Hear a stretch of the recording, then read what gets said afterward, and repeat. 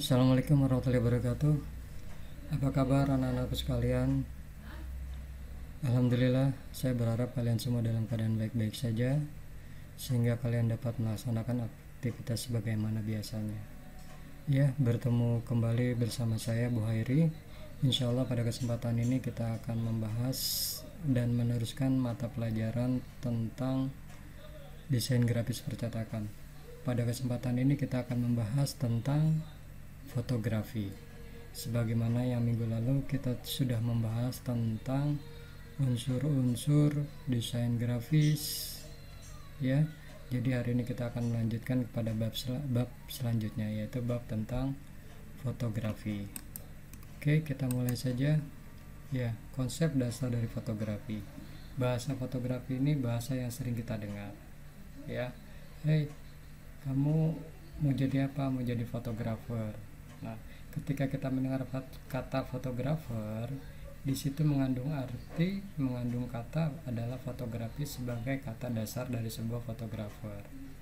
Ya, jadi fotografi berasal daripada dua kata. Ya, yang pertama adalah fotos dan grafos. Yang mana fotos berarti adalah sebuah cahaya dan grafos adalah gambar. Jadi yang dimaksud gambar di sini adalah gambar yang dihasilkan melalui media cahaya. Jadi fotografi adalah sebuah gambar yang dihasilkan melalui media cahaya. Jadi sebuah foto tidak akan dihasilkan tanpa adanya media fotografi. Oke, itu dua kata ya asal daripada fotografi, yaitu fotos dan grafos. Fotos berarti cahaya dan grafos berarti gambar. Oke, kemudian kita lanjutkan lagi. Oke, lalu bagaimana sih perbedaan antara fotografi dengan seni lukis? Kalau misalkan kita lihat daripada arti kata fotografi, fotografi merupakan sebuah gambar yang dihasilkan melalui media cahaya.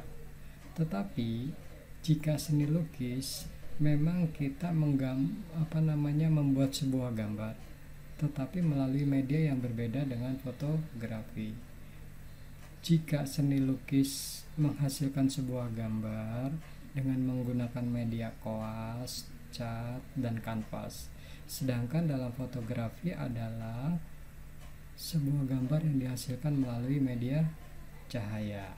Ya, jadi itu perbedaannya antara fotografi dengan seni lukis. Fotografi menggunakan media cahaya, sedangkan seni lukis menggunakan media cat, kuas, kanvas, dan lain-lain. Oke, selanjutnya. Nah, dalam perkembangannya, fotografi ini merupakan hal-hal yang sering kita temukan dalam kehidupan sehari-hari kita. Ya, kadang-kadang sekarang kita memiliki sebuah ponsel, juga memiliki sebuah kamera. Jadi sebenarnya ketika kita bicara fotografi, ternyata fotografi itu adalah sudah merupakan bagian daripada kehidupan kita. Kenapa? Karena alat fotografi itu sekarang sudah mulai menempel menjadi satu dalam pada sebuah alat komunikasi yang selalu kita bawa-bawa, yaitu adalah smartphone. Ya, jadi secara tidak langsung fotografi ini adalah hal-hal yang keseharian yang biasa kita temukan. Cuman kadang-kadang kita belum menyadari. Ya, apa sih dimaksud fotografi? Alatnya seperti apa sih? Jenisnya seperti apa? Ya, itu merupakan bagian-bagian dari perkembangan sebuah fotografi. Dahulu ketika kita bicara fotografi, kita membutuhkan sebuah alat. Ya, apalagi ketika pertama kali fotografi ini ditemukan atau kamera. Kamera yang ditemukan itulah kamera yang pertama adalah kamera obscura. Dia besar. Ya, tetapi kesini memiliki perkembangan yang sangat besar. Dan kamera-kamera yang digunakan dalam fotografi ini memiliki beberapa jenis, yaitu jenis-jenis kamera.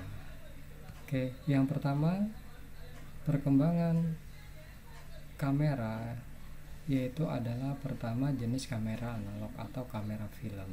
Apa sih yang dimaksud kamera film?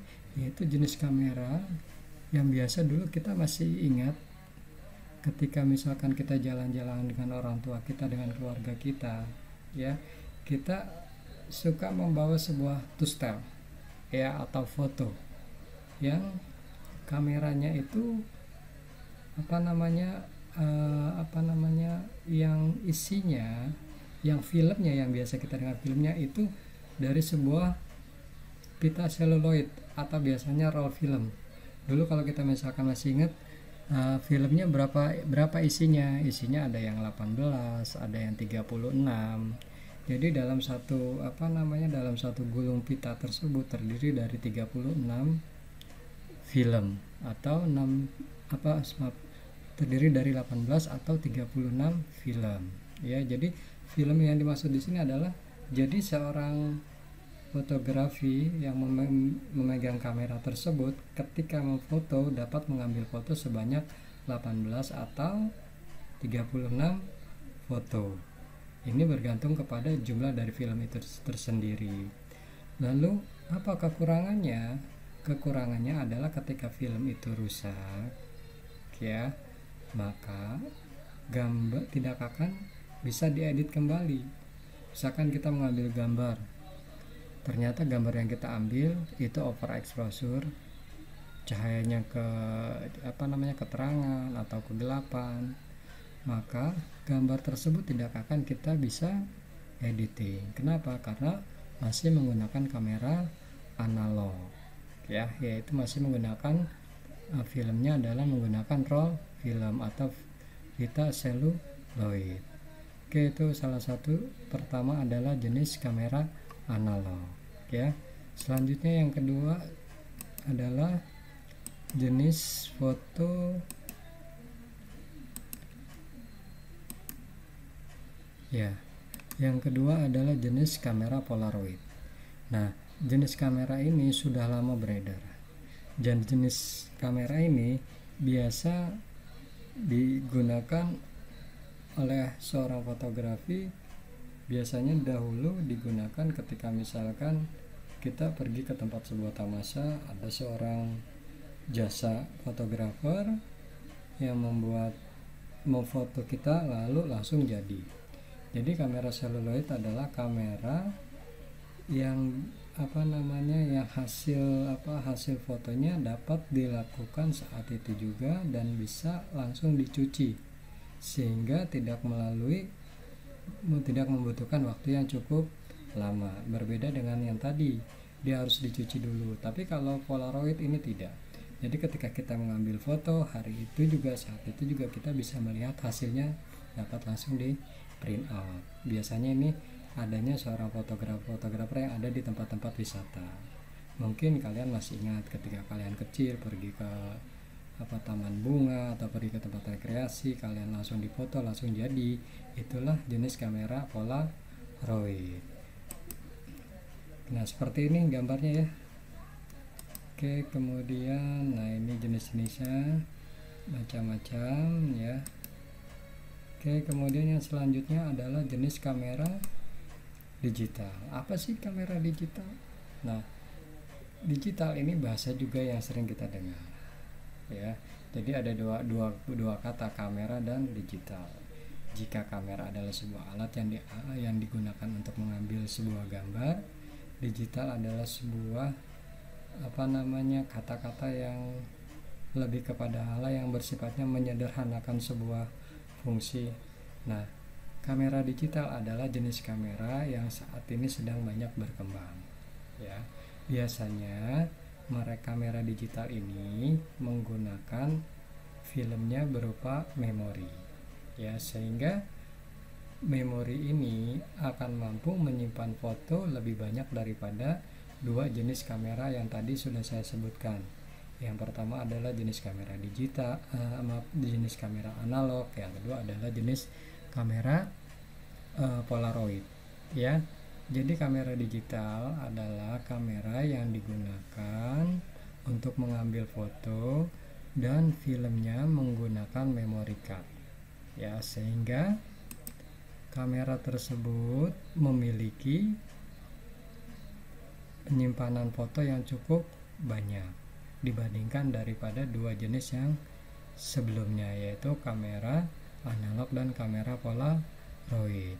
Sedangkan kamera digital ini terbagi menjadi beberapa jenis berdasarkan fungsi dan kegunaannya. Yang pertama adalah kamera SLR atau single lens reflex. Kamera ini menggunakan mirror ya, yang sudutnya 45 derajat. Nah, ini biasanya digunakan oleh kamera-kamera tingkat menengah ke atas. Dan umumnya kamera tersebut memiliki lensa yang terpisah, artinya bisa dibuka, bisa diganti-ganti ya, bisa diganti-ganti, sehingga ini memudahkan seorang fotografer dalam mengambil sebuah gambar yang disesuaikan dengan kebutuhan lensanya dan gambar yang akan diambil. Itu adalah salah satu jenis daripada kamera digital, yaitu kamera SLR, dan jenisnya banyak. Contohnya seperti misalkan jenis kamera SLR ini seperti Canon, Nikon, Olympus, kemudian Fujifilm, ada beberapa merek yang lain. Oke, kemudian jenis kamera selanjutnya adalah kamera pocket. Kamera pocket atau yang biasa kita sebut adalah kamera saku. Nah, kamera saku ini merupakan bagian daripada kamera digital. Kenapa? Karena menggunakan isi filmnya menggunakan sebuah memory card, dan dia bentuknya sangat simpel ya, kecil,